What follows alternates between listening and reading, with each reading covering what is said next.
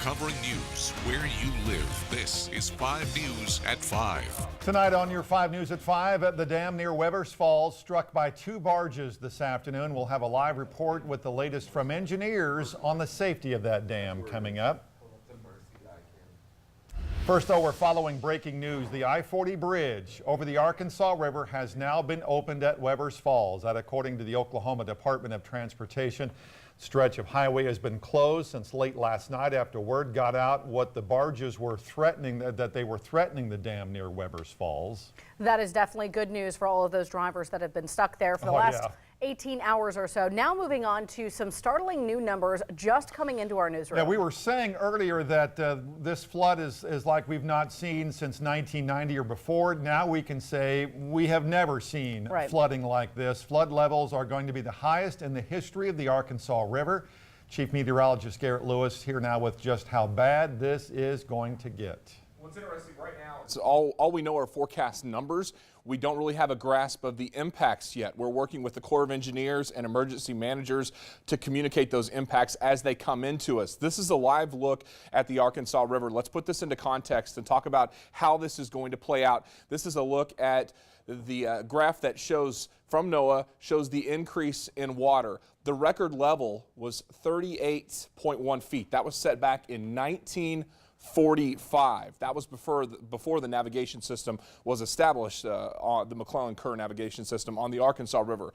Right now it's forecast to reach 41 feet sometime late Saturday into Sunday. This will be historic and record-breaking flooding on the Arkansas River. The gauge here is at Van Buren, but it includes Fort Smith. It'll include areas downstream from Lavaca out through Ozark all the way down to Dardanelle. Again, the impacts on this we don't exactly know at this time, but we'll communicate them as we get them. The key thing here is by Sunday, many areas along the Arkansas River are going to be underwater. This is going to be a record-breaking flood, surpassing the earlier expectations of what this was going to be. As far as 35 feet, it's all the way up now to 41 feet. Thanks. 3 numbers for those of us on the Arkansas side of the state line. Absolutely, over in Oklahoma, let's get back to those barges that broke loose from the port of Muskogee, then crashed into Lock and Dam 16 in Gore. Interstate 49 was shut down overnight. It is now reopened. We learned that in the last few moments after those barges broke free. Emergency managers unsure where those barges could end up. 5 News reporter Joe Ellison begins our team coverage in Gore with the latest on the dam there at Webbers Falls and when we will know anything about the structural damage. Joe?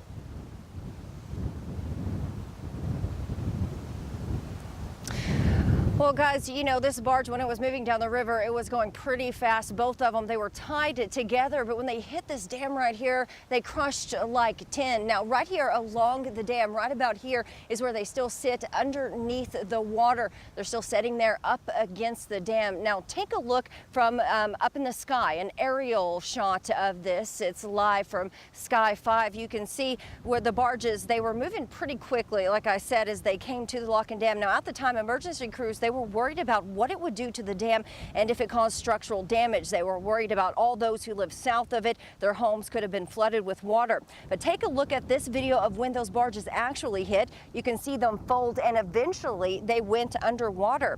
Now at this point, crews feel confident that it didn't cause any structural damage to Lock and Dam, but expert engineers, they're still here, a few of them inspecting this. Now after they are done, they will then make a further decision to open another bridge near here off Highway 100. We spoke with those crews today as this happened, as they watched without any way to stop these barges.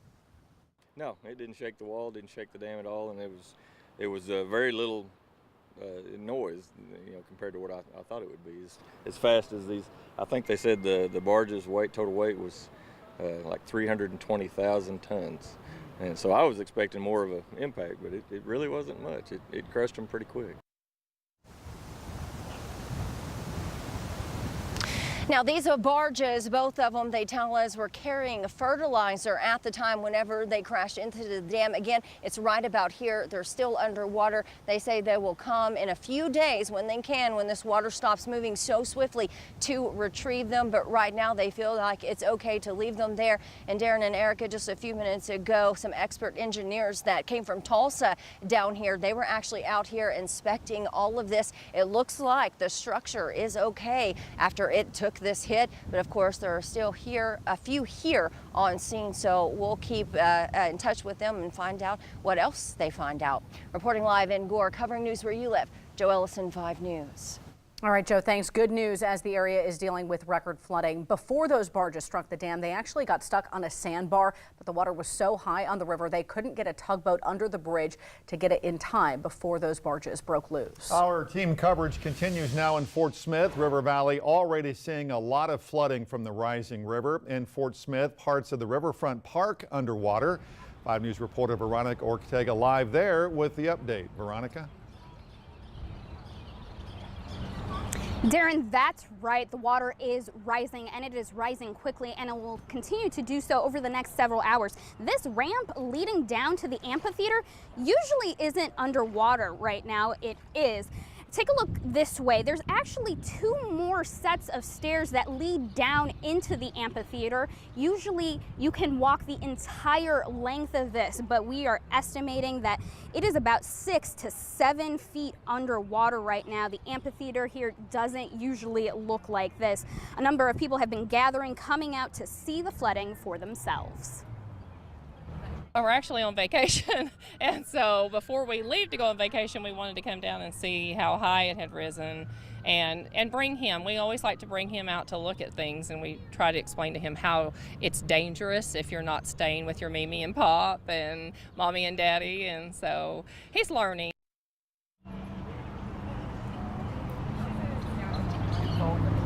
Now, I'm walking in the water. Don't do this because we don't know what's in the water. I'm actually wearing boots right now to protect myself. In case you're wondering about the bag, I have a hole in my boot, but it didn't work because I still have water in my boot, unfortunately. We'll hear from more spectators coming up tonight at 6. I'm live in Fort Smith, covering news where you live. Veronica Ortega, 5 News. Looks like Veronica needs to visit an Amazon store. With the Arkansas River above flood stage, several roads in the river valley still closed.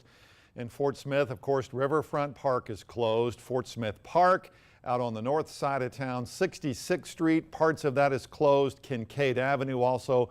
For a full list, you can head to our website at 5newsonline.com. As the River Valley braces for the highest ever recorded Arkansas River levels, an RV site off Lee Creek in Crawford County has called for a full evacuation.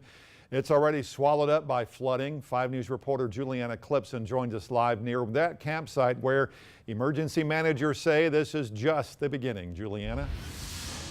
Darren, I'm at this RV park just off of Lee Creek near Van Buren. And let me step out of the way just a little bit so I can give you guys some perspective. But if you look at this building back here, this is where the RV's restrooms and showers are held. And emergency managers are telling me by the end of all this flooding, this building could be completely submerged underwater. And just in the time that I've been here today, I have noticed a rise in the floodwaters filling this area. The park now has been completely evacuated, and while these waters look high now, Crawford County Emergency Management says the water is not done rising just yet. They say they expect it to rise up to at least a few more feet within the next few hours. And this whole situation started after the main watersheds in Oklahoma met capacity. All but one of the campers' RVs have been evacuated from this site today, and emergency managers believe Rena Road right here will be covered in water within the next 2 hours. Brad Thomas with the emergency management here in the county says that everyone in the area needs to be taking these flood warnings extremely seriously. It's a life-threatening situation. I mean, I know upstream here there's usually some people that stay. I think they're heeding the warnings this time and are going to leave. You know, we certainly want everyone to be safe, and we don't want to have to come get them. I actually spoke with a resident who evacuated this area yesterday morning, and he tells me once this floodwater is all cleared out, the cleanup process to get moved back in here is going to be a lengthy one. More on that tonight at 6, live in Crawford County, covering news where you live. Juliana Clipson, 5 News.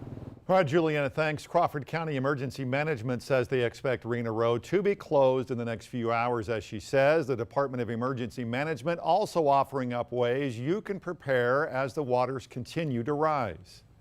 Here at the Department of Emergency Management, we strongly encourage all Arkansans to reach out to their local departments of emergency management at the county level and find out what the usual suspects or the more likely to be impacted areas are in their counties so they can avoid those. The department also adds everyone at risk should have a survival kit ready with about a week's worth of supplies and important personal documents. Army Corps of Engineers increasing the reservoir released 250,000 cubic feet per second just a few hours ago. This is at Keystone Lake, right now at 30.48 feet above normal. The Army already releasing more water because the flood control pool is almost 98% full right now. The Corps will continue releasing this much water until Sunday and then gradually decrease the numbers so the water levels can start to recede. Caught on camera, the storm chaser in Oklahoma captures images of a possible tornado forming over Jay, Oklahoma, and northeast Oklahoma. The images and videos show what appears to be a tornado touching down near that city. You can see it forming when the lightning strikes there. The storm did damage the roof of a medical clinic, caused several power outages as well throughout Delaware County. Tornadoes also leaving behind a trail of destruction up in Missouri. Yeah, Governor Mike Parson declared a state of emergency today. Take a look at this video taken in Carl Junction, where heavy winds, hail, and heavy rain were left behind a mess. The city school district also canceled classes today because many roads were blocked by downed trees. At least 3 people have died in Golden City, several others injured in other parts of Missouri. The state capital of Jefferson City also sustained extensive damage. Emma Hogg has the latest from the hard-hit city. Storm victims in Jefferson City worked to save their belongings as first responders went door to door looking for anyone trapped in homes. We are searching for people to make sure that there are no injured persons out there who can't use their cell phones or home phones or whatever. The Missouri capital took a direct hit when a powerful tornado hit shortly before midnight, tearing roofs off structures. I honestly thought that we were going to lose part of our apartment. Governor Mike Parson surveyed the damage at this car dealership after taking an aerial tour of the city. There's a lot of damage, significant damage to a lot of roofs, a lot of homes. The monster twister that struck Jefferson City was one of several tornadoes that hit the state, leaving behind a debris field about 3 miles wide. This is our choir robing room, and if you go to your left, you'll see our chapel. Bethany Imbler is a minister at a church that sustained heavy damage. It is absolutely heartrending, and I know that our people will grieve this building. Crews are working to restore power to thousands in the dark after the storm. We want you to stay away. We want you to allow the emergency people to get in and determine when it's safe. A state of emergency remains in effect in Missouri because of flooding concerns. Emma Hogue, CBS News, Jefferson City, Missouri. President Trump tweeted his condolences to those affected, saying in part, "You are strong and resilient, and we are here to assist." Time saver traffic. Some of the places we're already watching roads being closed due to flooding. 255 north of Lavaca in Central City. More roads will indeed be inundated and underwater as the river levels continue to rise. They'll be rising through the weekend. They won't even crest until Sunday. So this is an extended duration event. We'll talk about that plus the weekend and our next chance of rain all coming up here shortly. You're watching 5 News, where more people get their news at 5.